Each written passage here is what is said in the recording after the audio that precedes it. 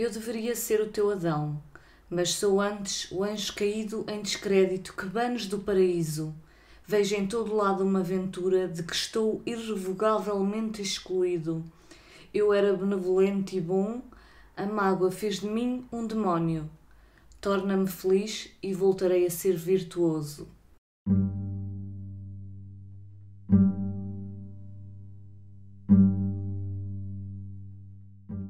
Olá, então eu li este livro Frankenstein da Mary Shelley no mês de agosto para o projeto do YouTube, o Clássico Tube, que está a ser neste momento organizado por 5 canais aqui do YouTube, que são o Elefante Literário, a Patrícia Lima, o canal do Geeks Anatomy, a Estante de Pessoni e o Marmoto TV. Eu vou deixar todos os links aqui em baixo na descrição do vídeo para vocês conhecerem o projeto. O objetivo destes canais e deste projeto do Clássico Tube é incentivar a leitura de mais clássicos, e eu sei que neste momento, para os meses de outubro e novembro, foi escolhido o livro Razão e Sensibilidade de Jane Austen, ou na tradução de Portugal, Sensibilidade e Bom Senso. Quanto ao livro do Frankenstein, então, da Mary Shelley, ele é considerado um romance de terror gótico e foi lançado em 1818 e é também considerado um livro de ficção científica, curiosamente. Em termos de terror, o livro não me causou assim tanto medo como poderia causar alguns livros mais atuais. Isto apesar de ter algumas cenas bastante horrendas.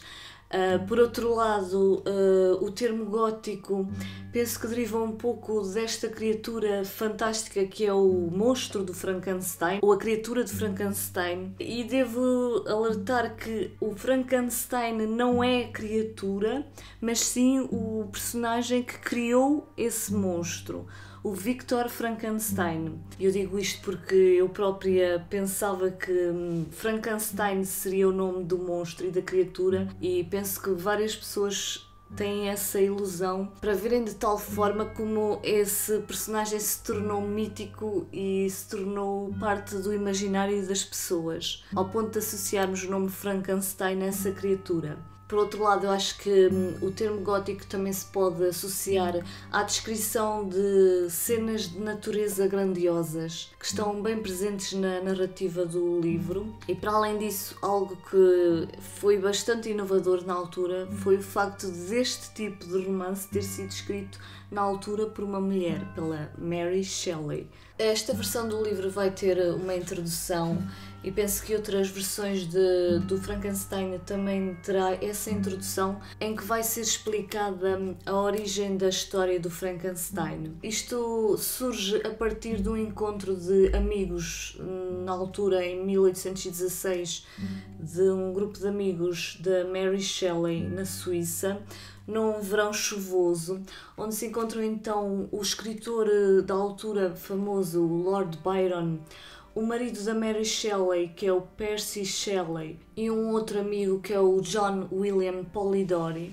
Eles passam o tempo a lerem várias histórias fantásticas e sombrias, inclusive histórias de fantasmas, e a uma dada altura o escritor, o Lord Byron, propõe que escrevam assim uma história daquele género, assim mais sombria e com um caráter mais soturno.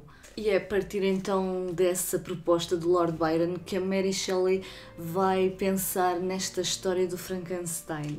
A história vai ser contada através do relato das cartas de Robert Walson, que é uma espécie de um capitão de uma expedição que está ali a ser feita ao Polo Norte.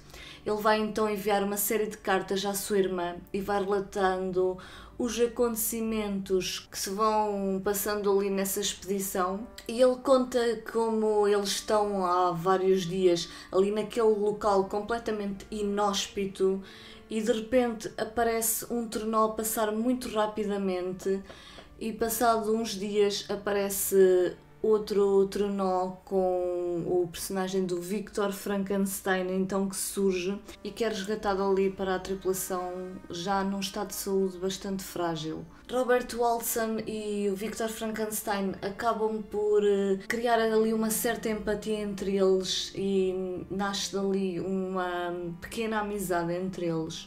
E o Victor Frankenstein acaba então por contar a sua história ao Robert, que por sua vez está a contar a história à sua irmã através das tais cartas. O Victor Frankenstein conta então como passou a sua infância na Suíça e como mais tarde vai então estudar para a Alemanha e desenvolve uma certa apetência e um certo interesse bastante aguçado pelas ciências e começa-lhe a surgir na mente uma ideia obsessiva sobre como criar vida e através de experiências que ele vai realizar assim de uma forma um pouquinho macabra, um dia finalmente ele é bem sucedido e consegue dar vida à sua criatura.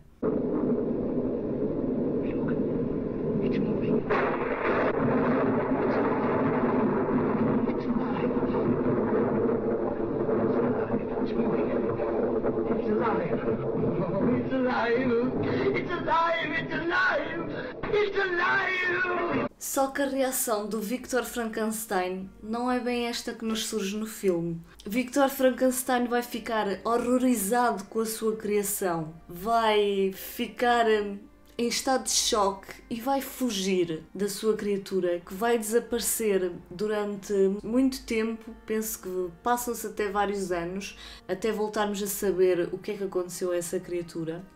E a partir daí vão suceder-se certos acontecimentos trágicos e vamos então assistir às consequências dessa criação. Se viu o filme clássico, o enredo aqui original não é exatamente o mesmo do filme. O que eu contei faz parte apenas da sinopse. Aliás, o que diz aqui na sinopse vai um bocadinho além até do que eu acabei de dizer aqui. E se acha que esta pequena sinopse foi suficiente para o cativar a ler o livro e foi suficiente para saber a temática do livro e não quiser ir muito mais além nos detalhes, eu irei levantar daqui para a frente no vídeo algumas questões que são muito interessantes para quem já leu o livro. Para quem não leu e não quer saber muito mais detalhes, eu talvez lhe diria para não ver o vídeo daqui para a frente, apesar de eu achar que não vou revelar nenhum pormenor que seja verdadeiramente um spoiler.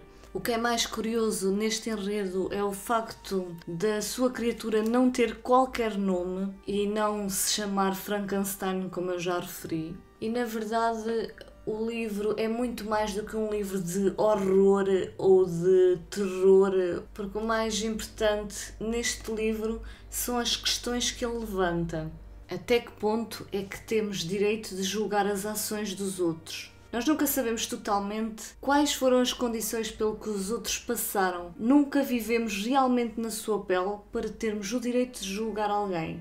Quando descobrimos que a criatura de Frankenstein cometeu atos horríveis e desprezíveis, é muito fácil começar-se a pensar mal dessa criatura.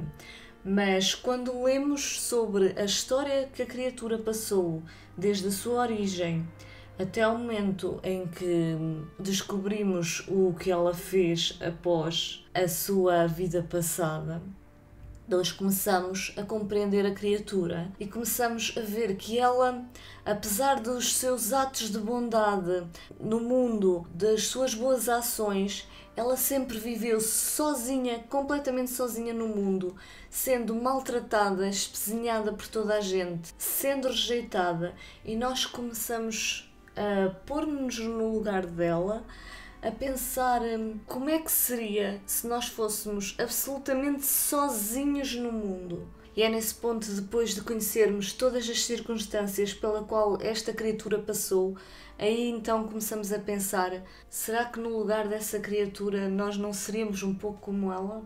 A segunda questão do livro é, será que nós não julgamos demasiado os outros pela aparência?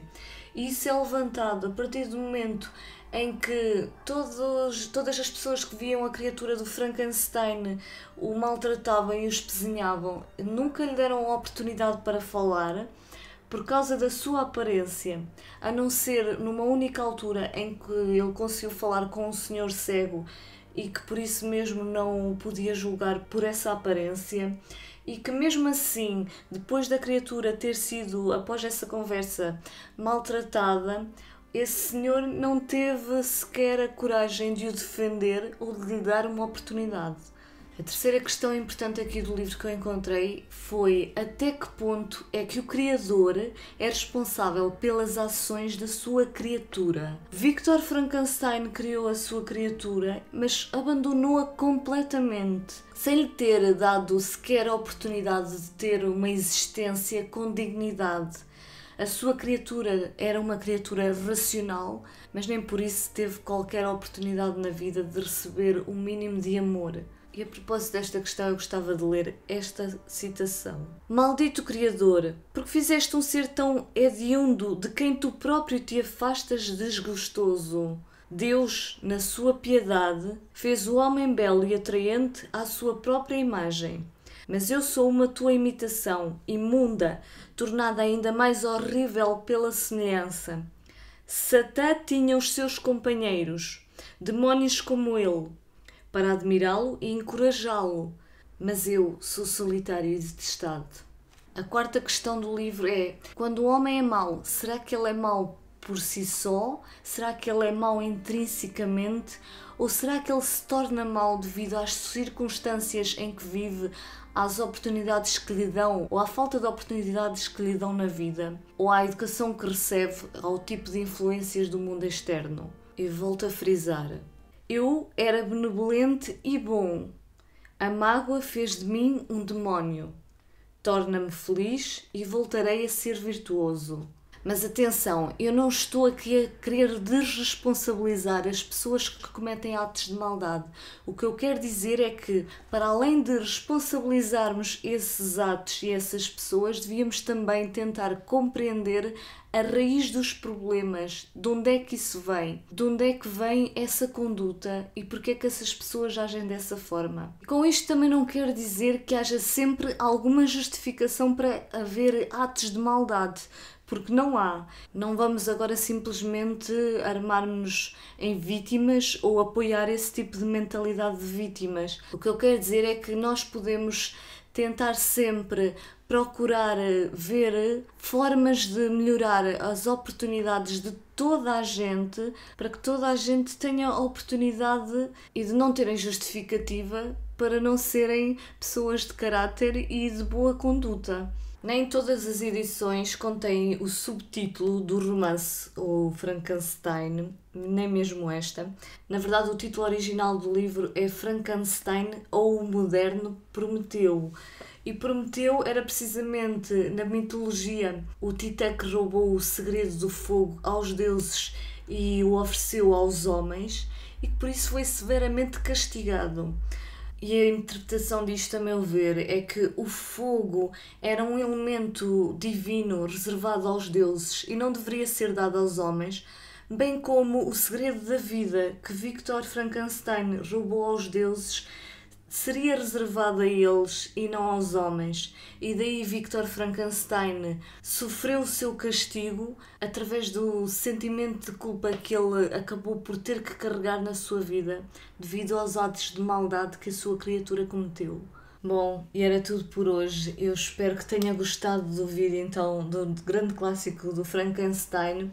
Vemo-nos no próximo vídeo. Desejo boas leituras para todos. Divirtam-se e até à próxima.